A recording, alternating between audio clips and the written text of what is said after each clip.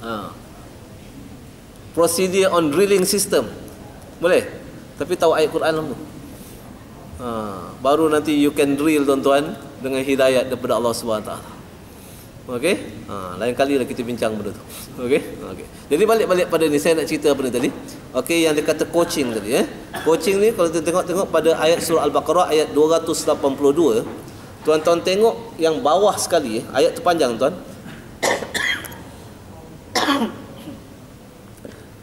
Dia cerita pasal hutang ayat tu cerita pasal hutang, tapi you pergi baris yang bawah sekali. Second last tu, sentence yang second last tu,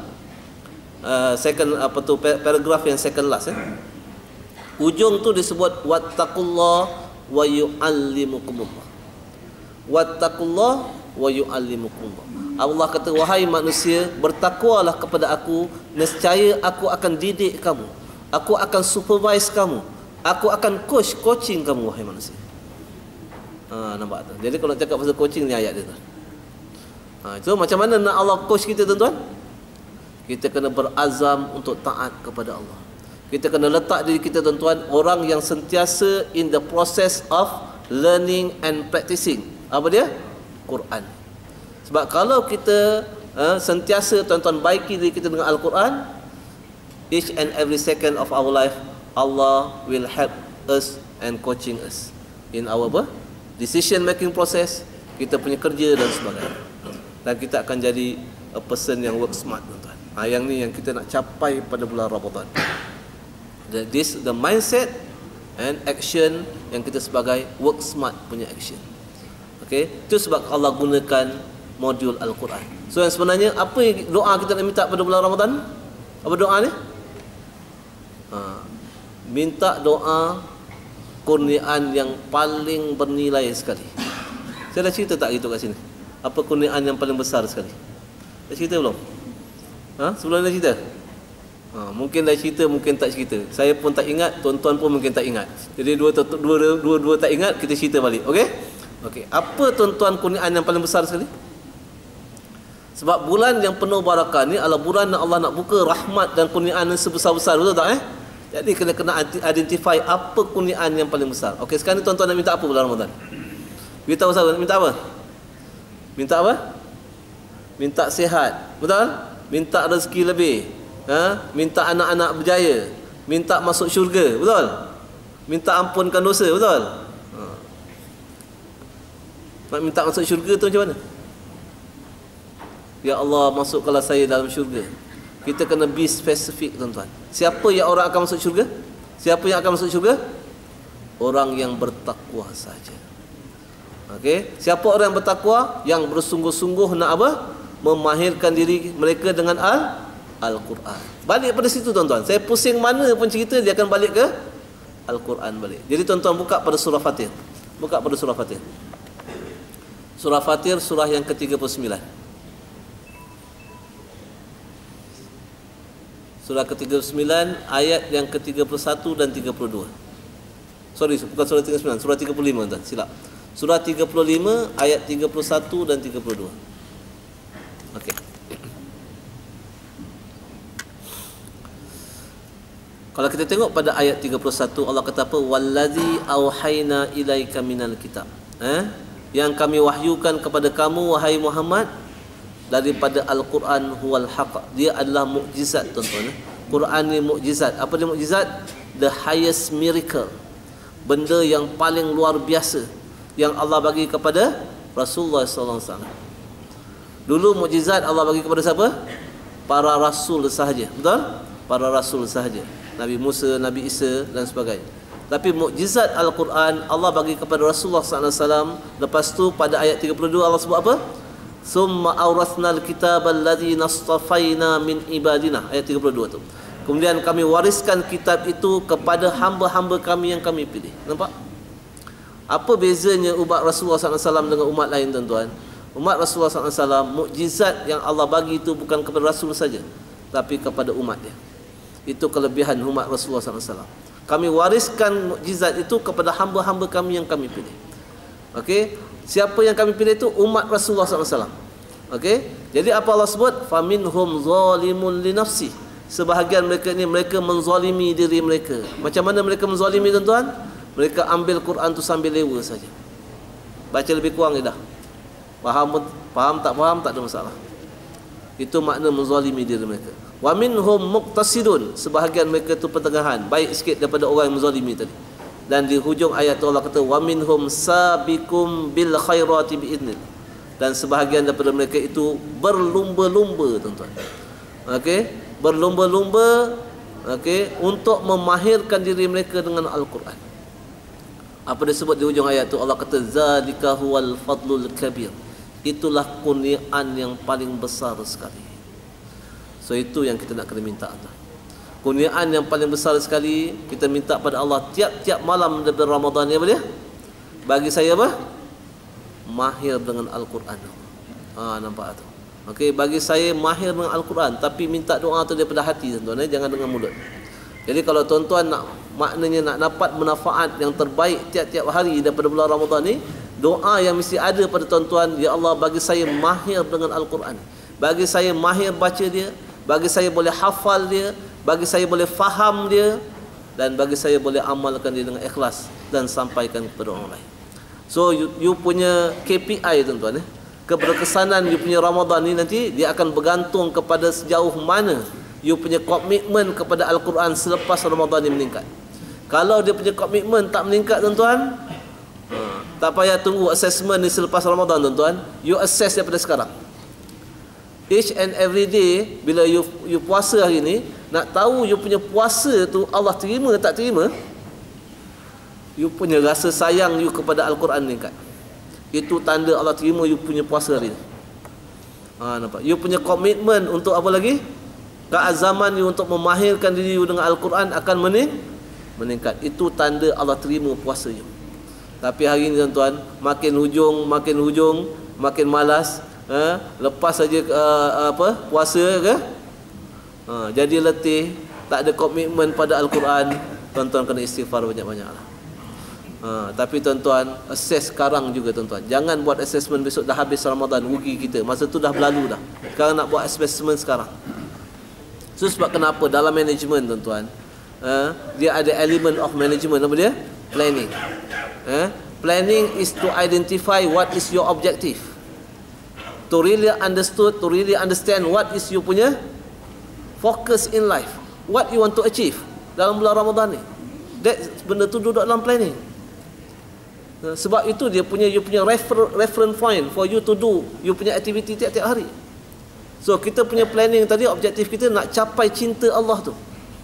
Objektif kita adalah nak mahirkan diri kita dengan Al-Quran. Itu sebab bila kita execute, kita akan jadi kita punya objektif tu sebagai reference point kita tiap-tiap hari. Dalam kita punya aktiviti kehidupan kita. Lepas tu masa kita execute, apa kita nak execute? Saya nak cuba amalkan Quran ni dalam tiap-tiap hari saya berpuasa ni. Bila kita bawa kereta, orang hon kita nak cakap apa? Apa Rasulullah ajar? Kalau orang hon kita cakap apa? Cakap inni shaimun. Cakap macam tu. Saya sedang apa? Sedang berpuasa. Itu yang dikata kita nak apa? Kita nak applykan benda tu dalam kita punya apa? Ini training ni tuan-tuan. Tiba-tiba tuan-tuan tengah-tengah berpuasa, okey, kita ngumpat orang. Apa cakap? Apa nak buat lepas tu? Ada setengah motivator tuan-tuan, dia kata, dan kali kalau ngumpat orang, you tampar muka you cubit. Betul ke tu? Betul ke tak betul? Dia kata, gemuknya kawan tu.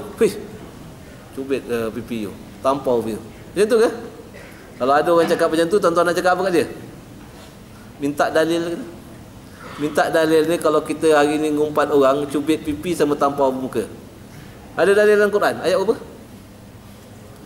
Tak ada tuan-tuan. Allah kata dalam Quran apa? Wallazina idza fa'alu fahishatan aw zalamu anfusahum zakarullah fastaghfaru lidzunubihim. Nampak? Tu sebab hari ni tuan-tuan. Okey, bukanlah saya nak komen siapa-siapa tidak tuan-tuan. Kita bila nak motivate orang tuan-tuan, kita kena pakai ayat Al-Quran. Sebab kalau tak ada, kita akan pakai hawa nafsu kita, rasa-rasa kita. Allah tak suruh pun kita tampar muka kita, cubit pipi kita, tidak tuan-tuan. Allah suruh apa? Wallazi. Cuba tengok ayat tu. Pada surah Ali Imran sebut ayat tu. Okey. Surah Ali Imran. Sebab orang tanya saya macam-macam tuan-tuan. Baru-baru ni ada orang telefon, saya cerita. Okey, balik ni dulu. Tengok surah Ali Imran. Surah Ali Imran ayat yang ke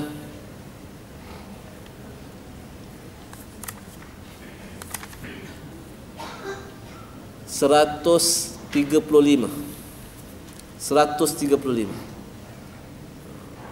Itu sebab gunanya manual dia kena selalu ada kat kita.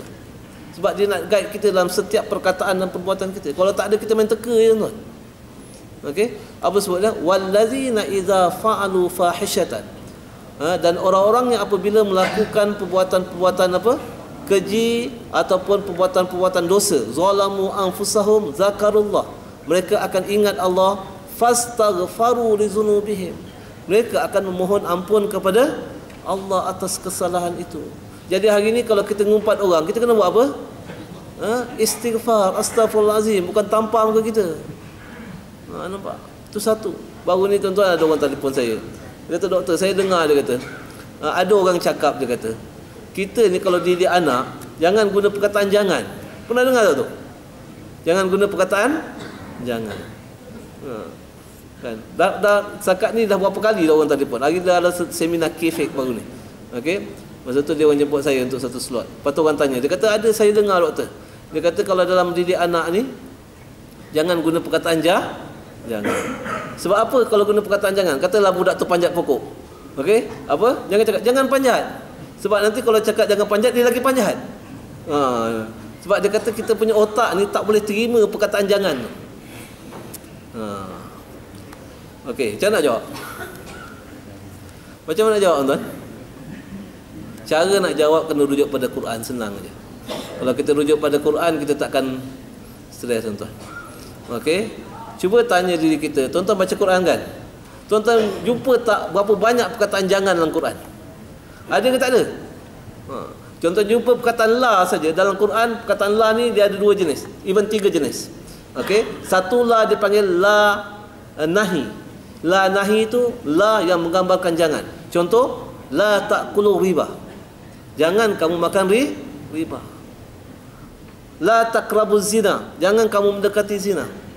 La ta'kulu amwalakum bainakum bil batil. Jangan kamu makan harta antara kamu dengan cara jalan yang salah. So sekarang ni tak boleh guna perkataan jangan ke? Saya tanya. Okey, sekarang ni siapa yang betul? Okey? Dia masih nak fikir. Iyalah doktor mana satu yang betul? Masih lagi nak fikir. Kan? Allah guna perkataan jangan banyak tempat, beratus-ratus kali dalam Quran tuan-tuan. Ada manusia kata kalau guna perkataan jangan, nanti otak kita tak boleh terima. So maknanya tuan-tuan, bila Allah cakap pada manusia jangan makan riba, itu sebab manusia makan riba lagi banyak macam tu. Okey? Itu tuan-tuan, kadang-kadang itulah tuan-tuan. Tak apalah tuan-tuan Ya, sebab kadang-kadang bila kita tak rujuk pada Quran macam itulah, tapi kita doalah sahabat-sahabat kita. Saya yang dengar tu pun kadang-kadang sahabat-sahabat juga yang cakap tu. Okey? Tapi kita doalah supaya Allah bagi petunjuk dan hidayah pada mereka. Sebab masalah tuan-tuan, kalau kita buat statement yang salah, dah kita salah, kita buat statement yang salah, nanti kita takut kita menyesatkan orang lain. Nampak tu? Sebab dari segi motivation dia kena hati-hati tuan-tuan. Sebab dia ada kaitan dengan human behavior. Dia ada kaitan dengan apa? Dengan people punya tingkah laku, mindset. Kita beri mereka mindset yang salah, dia mereka akan buat yang salah, benda perkara yang salah, dan kita pula guide dia kepada perkara yang salah, kita dapat bahagian dosa dia. Kalau kita bercakap tu kepada 1000 audien tu, 1 juta audien tuan-tuan, dan benda tu salah, nampak tuan-tuan? Banyak nanti kita akan dapat share dia punya apa? Yang tu yang kita kena hati-hati tuan-tuan. Itu sebab macam mana nak jaga kita supaya bercakap tu within the boundary. That's why we need this Al-Quran yang akan apa? Nampak tu. Banyak lagi tuan-tuan tak payah guna perkataan la supaya otak kita ni tak boleh terima dan sebagainya. Itu yang kena hati-hati benda tu. Jadi itu sebab kenapa dan ada setengah pula dia kata mana ada stres dalam hidup ni. Macam tu. Mana ada stres? Saya kalau orang panggil saya pasal pengurusan stres ni, dia kata saya tak nak terima. Sebab apa? Tak ada stres. Dalam Quran sebut berapa banyak perkataan stres dalam Quran. Even Rasulullah SAW pun pernah stres dalam berdakwah. Allah sebut dalam Quran. Tu sebab lain kali tuan-tuan, kalau tuan-tuan nak ngaji apa, leadership ke, management ke, stres ke, apa lagi tuan-tuan? Tuan-tuan nak cerita dalam management? Apa? Decision making process ke? Apa lagi? Coaching ke? Apa lagi? Apa term yang kita guna dalam zaman? Team building ke? Semua tu tuan-tuan kena rujuk pada Al-Quran, tuan-tuan. Kalau tak ada, tuan-tuan akan buat benda yang salah. Nampak? Itu gunanya Quran. Itu sebab kita nak nampak Quran ni supaya apa? Supaya apa? Orang kata apa? Dapat guide kita, tuan-tuan. Benda yang tak ada pada benda perkataan lain kecuali perkataan Quran saja. Apa tu, tuan-tuan? Hidayat. Apa tu hidayat, tuan-tuan? Perkataan yang Allah ilhamkan dalam hati kita, yang akan berfungsi untuk guide kita dalam setiap decision making proses kita, supaya kita capai perkara yang terbaik dalam kita melaksanakan suatu aktiviti. Dan perkara itu hanya duduk pada Al-Quran saja. Itu yang kita nak minta pada Allah SWT ni dalam bulan Ramadan ni, bagi saya mahir dengan Al-Quran. Minta sungguh-sungguh, tuan-tuan. Itu sebab kenapa kita akan buat seminar ni hari Sabtu ni. Hari Sabtu ni Petronas akan buat satu seminar, bagaimana untuk kita memahirkan diri kita dengan Al-Quran. Okey, sama ada dari segi bacaan. Kalau tuan-tuan tak gerti baca pun tak apa, tuan-tuan. Semalam saya ceramah kat Maybank, ramai macam ni juga semalam. Okey, lepas ceramah ada 4 orang datang. Apa? 4 orang datang dekat apa? Slow je datang. Doktor, duduk sekejap boleh tak? Nak cerita kat doktor ni, saya ni tak gerti ngaji, doktor. Boleh ke saya datang seminar ni? Sebab saya akan buat satu lagi pada 12 hari bulan, tuan, di Dewan Muktamar apa? Pusat Islam. Besok kalau tak silap saya, audien boleh masuk lebih kurang 200 saja. Okey? Tapi dekat seminar sana dah 600 orang daftar dah. Saya tak tahu Dewan tu boleh masuk berapa, tapi dia kata boleh lebih 600 dah. Okey, yang pada 12 hari bulan Julai. Jadi dia tanya saya, boleh ke? Saya ni tak gerti baca Quran, doktor. Saya kata, you tahu tak, you tak gerti baca Quran, tapi you sekurang-kurangnya ada keinginan nak apa? Nak baiki diri you baca Quran. Saya dulu tak suka baca Quran, saya kata. Bukan tak gerti, tak suka baca Quran. Nampak tu. Kalau saya dulu dalam keadaan tak suka baca Quran, Allah boleh bagi saya boleh hafal. Kalau you tak gerti baca Quran, maknanya level you lagi baik daripada saya dulu. Nampak tu. So saya kata datang, dengar dulu. Okey. Jadi kalau even seminar tu katakan, oh ni ustaz ni seminar nak hafal Quran ni. Tidak, tuan, saya nak cerita besok hari Sabtu tu bukan sahaja nak hafal Quran, macam mana nak lancar Quran ni daripada you zero tak kerti baca. Nampak tak? Datang, dengar apa saya cakap, insya-Allah. Moga-moga kita dapat hidayat dalam program tu. Macam mana nak melancarkan bacaan Quran kita, macam mana kita nak menghafal Quran. Orang cakap macam-macam, tuan-tuan. Sepanjang-panjang saya apa? Sepanjang-panjang saya apa dia panggil apa? Dia panggil apa? Sepanjang-panjang saya dipanggil apa? Ceramah ni macam-macam dia. Kata, boleh ke kita hafal Quran? Kita dah maghrib ni boleh ke hafal Quran? Saya dah cuba hafal Quran susah. Itu semua virus-virus yang apa? Yang duduk. Tuan-tuan tahu, boleh ke ustaz? Saya rasa ngapal Quran ni susah lah. Itu virus apa tu? Itu virus apa tu? H1N1. Selalu H1N1 punya virus duduk kat mana? Duduk ni, dekat body kita ni. Tapi yang ni duduk kat hati ni. Kat hati ni. Nak buang semua virus tu. Kita nak bunuh semua virus-virus yang duduk dalam kita punya mindset tu. Mengapal Quran susah, belajar bahasa Arab susah. Apa lagi? Macam-macam, tuan-tuan. Dah tua-tua ni boleh hafal. Nanti saya akan list semua virus, tuan-tuan. Kita bunuh hari tu nanti. Okey? Jadi tuan-tuan tolong datang. InsyaAllah kalau tuan-tuan ada kesempatan datang 5 hari bulan, hari Sabtu ni, di sini, buat di sini. Tapi kalau tuan-tuan tak sempat, tuan-tuan datang pada 12 hari bulan Julai. Sebab itu aja yang mampu saya buat, tuan-tuan. Selepas ni kalau tuan-tuan nak tanya bila saya nak buat, saya tak sure lagi bila saya ada masa nak buat. Tapi ni ajalah ada masa kesempatan ni. 12 hari bulan Julai di Dewan Muktamar Pusat Islam. Kan saya edarkan lagi sekali borang. Hari tu saya dah edar dah. Kalau you tak sempat datang 5 hari bulan, you datang 12 hari bulan. Dekat Dewan Muktamar Pusat Islam sana, di sebelah Masjid Negara. Dekat situ boleh ramai sikit masuk. dan tolong bawa family you sekali. Bawa anak-anak you yang sekolah menengah, yang duduk universiti tu. Nanti saya nak tunjuk macam mana our memory work. Sebab kalau dia menghafal Quran tuan-tuan, dia nanti akan tolong dia macam mana nak belajar secara istiqamah, secara berkesan, macam mana nak guna memory itu secara efektif. Itu kita akan cerita nanti. Sebab saya pernah present tuan-tuan sekali tu dengan TNB. Masa tu ada orang Cina masuk dalam tuan-tuan. Okey, dia kata minta keizinan nak masuk. Tak apa, saya benarkan. Duduk belakang dengar.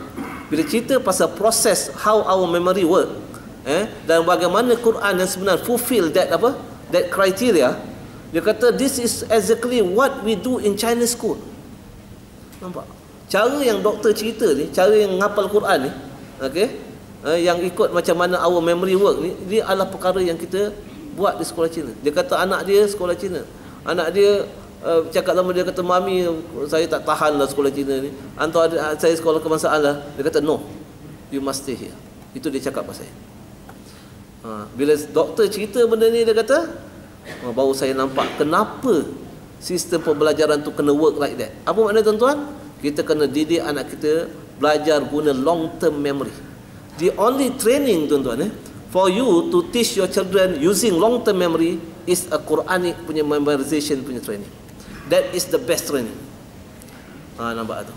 Nanti tuan-tuan kalau nak dengar cerita tu lebih lanjut, tuan-tuan datang sama ada hari Jumaat, hari Sabtu ni, ataupun tuan-tuan datang kalau tak sempat datang kat kalau anak you dah mula ada kesedaran nak belajar apa semua, darjah 5, darjah 6 tu bawa sekali tuan-tuan.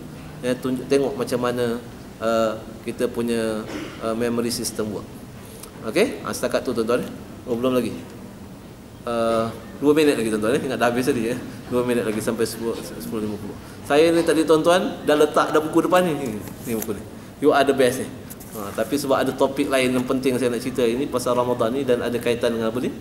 Okey, jadi sebab saya cerita. Tapi yang paling penting yang saya nak cerita ulang balik tuan-tuan yang paling penting saya nak ambil kesempatan pada seminar ni, apa yang paling penting dia? Kita nak doa sama-sama. Itu yang paling penting. Okey, kita nak doa apa? Nak buka hati kita, hati anak-anak kita, semua zuriat kita tuan-tuan, supaya kita semua ni, okey, dalam hidup ni sekurang-kurangnya ada keazaman nak apa? Nak hafal keseluruhan Al-Quran. Tu kita nak doa gitu. Saya dah cerita tuan-tuan, saya pernah doa ni masa saya di Masjidil Haram, itu di tempat yang barakah. Tapi saya yakin kalau kita sama-sama doa pada bulan yang penuh barakah ni, Allah akan perkenankan. Tapi tuan-tuan datang tuan, sama ada hari Sabtu ataupun 12 hari bulan next Saturday, satu lagi. Okey, bawa tuan-tuan punya keluarga sekali. Kita nak doa sama-sama insya-Allah. Okey, bukan saja nak hafal 3 juzuk Al-Quran tuan nak faham dia dan nak supaya kita dapat beramal dengan apa yang kita faham tu, supaya kita jadi manusia yang terbaik sebagaimana objektif yang Allah nak lahirkan kita sepanjang bulan Ramadan ni. Okey, barulah tuan-tuan kita punya Ramadan ni lebih bermakna lagi tuan-tuan. Jangan kita masuk Ramadan ni main ikut-ikut, year in year out kita hadapi Ramadan tuan-tuan, no improvement dalam kita punya mindset dan juga dalam kita punya behavior. Kita tak mahu macam tu. Okey, kita kena always improve. Tapi benda ni takkan mampu kita lakukan kalau kita tak ada kesungguhan ataupun komitmen kita terhadap Al-Quran. Itu je yang sebenarnya. Okey, setakat tu yang saya sampaikan tuan-tuan. Baik-baik, kita doa sama-sama tuan-tuan, Allah buka hati kita dan bagi kita kekuatan untuk datang ke seminar tu. Okey, seminar tu. Sebab apa tuan-tuan, saya dah cakap, iblis dia paling tak suka you dekat dengan Quran. Dia paling tak suka. Dia akan cuba kalahkan you tuan-tuan sampai ke apa? Ke akhir-akhir minit you nak masuk ke apa? Ke seminar tu. Macam-macam nanti tuan-tuan hujan le, pening le. Okey, kalau pening apa cakap? Apa skrip you? Ini pening kepala lah. Rasanya tak boleh masuk seminar lah. Tunggulah 12 hari bulan, pergi 12 hari bulan. Pergi 12 hari bulan pula. Apa? Apa pula? Kesibukan yang lain pula datang. Hari ni kalau pening tuan-tuan, pergi tuan-tuan, pergi je. Okey, biar kita mati dalam seminar tu. Mati kat rumah buat apa? Kan kalau Rasulullah pun orang yang mengangkat pergi sembahyang subuh pun Rasulullah suruh mengangkat pun pergi, betul tak mengangkat pun pergi. Ini tuan-tuan bau pening kepala. Kalau dulu kerja tuan-tuan, kalau pening kepala tampal koyok, pergi juga kerja. Okey, ni nak pergi ke taman-taman syurga. Raudatun min riyadil jannah. Pening pun pergi. Kalau tuan-tuan rasa tuan-tuan takut tak bersihat, nanti saya telefon Ustaz Syukri letak 3 ambulans kat bawah tu. Okey? Setakat tuan-tuan wabillahi taufiq. Assalamualaikum warahmatullahi taala wabarakatuh.